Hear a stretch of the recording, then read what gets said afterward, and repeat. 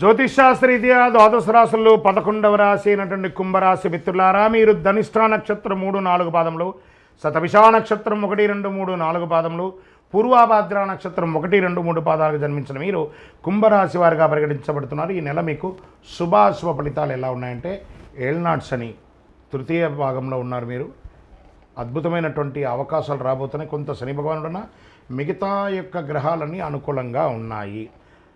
ఎన్నో సంవత్సరాల పోరాటాల తర్వాత జీవితం మెరుగుపడడం ప్రారంభమవుతుంది. ఉద్యోగంలో అధికారులతో కాస్తంత ఆచితూచి వ్యవహరించండి, మంచిది. పనిభారం పెరిగే అవకాశం ఉంది. సహోద్యోగులతో ఉన్నటువంటి ఆ యొక్క సఖ్యత కొనసాగుతుంది. వివాదాలను చర్చల ద్వారా పరిష్కరించుకోవచ్చు. ఉద్యోగస్తులు కంపెనీ పాలసీ ప్రకారం ఇంక్రిమెంట్ పొందవచ్చు. వృత్తి వ్యాపారాల్లో ఆశించిన స్థాయిలో లాభసాటిగా ఘటిస్తుంది. ఆర్థిక పరిస్థితి నిలకడగా ఉంటుంది. వృధా ఖర్చులను తగ్గించుకోవడానికి మంచిది. వ్యాపారానికి పెద్ద రిస్క్ తీసుకోవడం మంచిది కాదు.